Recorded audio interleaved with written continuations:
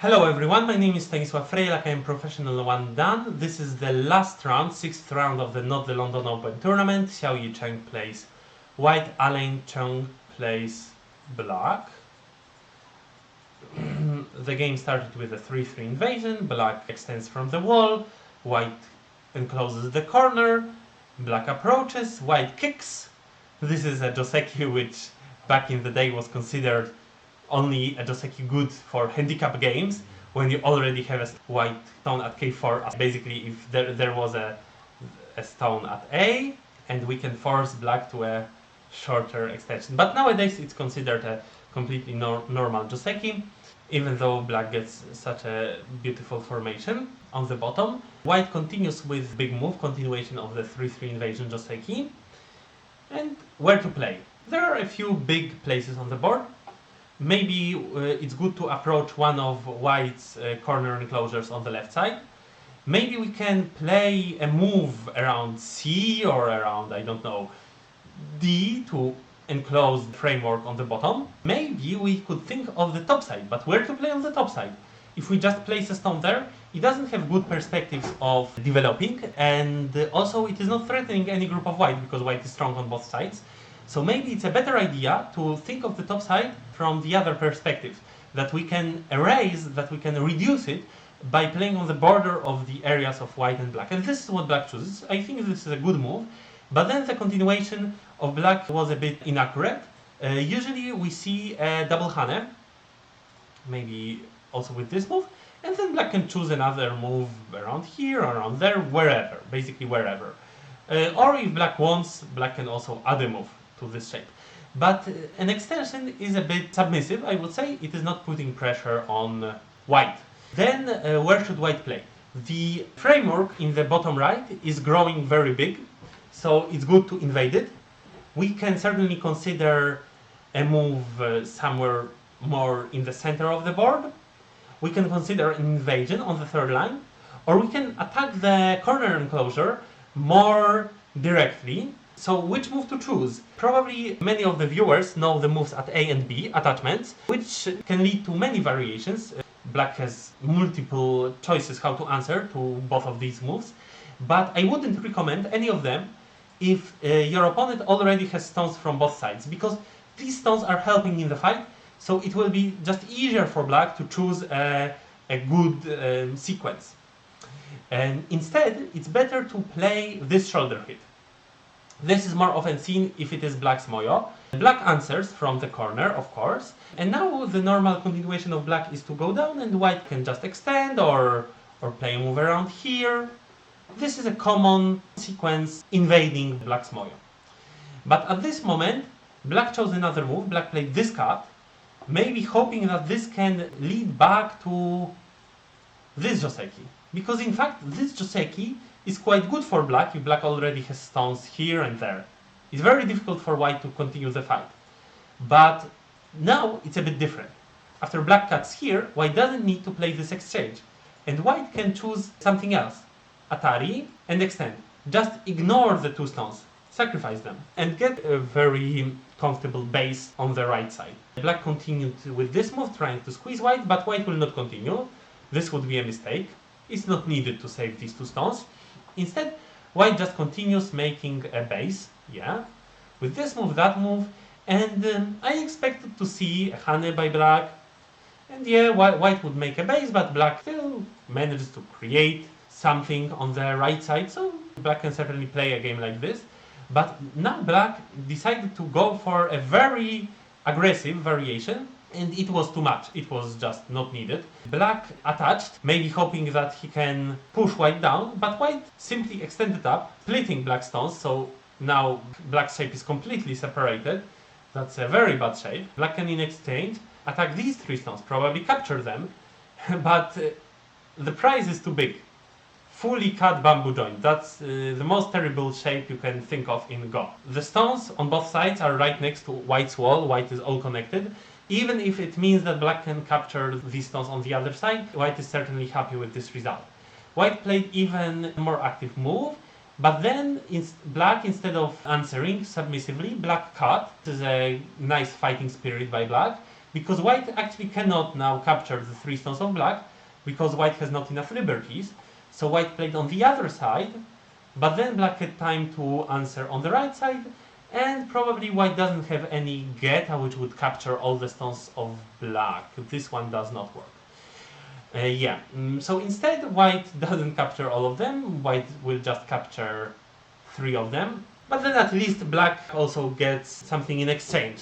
Black can go up and get a big moyo on the bottom. But the wall of black starts looking a bit thin. So white decided to put pressure on it, because that group of white is already quite strong. And now white played here, and where should black continue? It's a tricky moment, because if we want to save this stone, then white might cause a lot of trouble with an Atari from one side or the other. So what should we play? Should we play an empty triangle? This would be terrible. But black decided that it's possible to play this tiger's mouth, because white actually cannot enclose black, as black has a counter. Atari, Atari, and white's cutting stones die. So if this doesn't work, then white shouldn't play the Atari in the first place. It's better to go up. Here black cannot save the stones because of the snapback. And why is it better to go up than to Atari and only then connect? Well, now this would be not a needed exchange, and there will be a weakness in black's shape later in the game around C, a double P, so better to just go up. Black strengthened the shape and ignored the situation, but white thought that still it's possible to put a lot of pressure on the group of black, so white started by taking away the base of black's group, because white already has quite many stones on the outside, so it will be a bit difficult for black to run, and white will get useful stones while black is running. So this is how it went, and you see how much white's wall grew. So it was an interesting strategical choice to not just enclose black and give black the base, but to take away the base and then get an even bigger wall. In this case, it was a very reasonable play by white. Then white continues. It's a natural move, this pincer, because it not only attacks black stone, but also it expands white's huge moyo on the top side. Black went into white's corner. I think it's more common to play this move. White cannot really cut it, because white's shape is quite thin. So we play here, maybe white plays there, and we can jump out. But it's also possible to play this peep, yeah, and then black went into the corner. White blocked the corner, but after this clamp, white cannot capture black stone, because then black will continue like this. So instead white connected, and only now black jumped out. White is not yet alive in the corner, white still needs to add a move. But for now, white decides that it's more important to split black, because black's group is still not alive, so we can still attack it, and if we attack it, then we can hope that we might get a few stones in the area around A, B, and this would mean that we will consolidate our moyo. Black destroys white's base, but then white continues to go to the outside. White protects the group by connecting it to the other stones of white, but it seems that actually white needed to take care of his own stones, and it lets black go towards white's moyo. So if it continues this way, it won't be really good for white. But if white can find time to block black, then white can still get enough points, because black has here 30 points, right? It is 3 times 10 minus 4 stones plus 4 points around here. So maybe 32, then 5 dead stones here, 42, then a few points around here, 50, maybe 55 plus quite some potential. Up to 65, maybe also a few points here, up to 70 points. Black has up to 70 points. But if white can consolidate that area, get 50 points here, and then another 10 points here, another 10 points in the corner, that's also already 70 points, and white has still the right side and combi. So white has actually significantly more if white can only secure that territory on the top. In fact, it's not so easy for black, because when white played these moves, it activated a weak point in black's shape. White can cut, then the group of black on the right side might die. So black needed to add a move. Then it makes all more sense that white is now connecting the stones if it is actually active, and and black needs to answer locally. Then white tries to enclose black, black attaches, And white chose now a very interesting move. So I think that most of the players would think of playing something like this.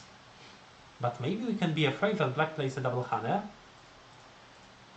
and gets in. But white played differently. White extended. So now black must have been happy that, oh, it's possible to capture white stone. But white had something prepared. White pulled back that stone. And white is not going to give it away. If now black connects, white plays here. And white can save the stones. If black plays here, it also doesn't work. So instead black played this move. It might help if the game goes this way. But white doesn't need to make this exchange. White cut immediately. And yeah, black can still try, but now it will not work as well as in the previously shown variation. So this is not interesting for black. Black needs to come up with something stronger, and actually black did. Black found a nice combination in the game, played first this Atari, and only then this one. Theoretically, white can try to fight against black, but will white get a good result here? What if black lives with these stones? Then all white's moyo will be gone, and this is a good chance for black to turn the table. But now white certainly counted points. This is crucial to make a good decision in such a situation. Our opponent played a variation which maybe we didn't expect.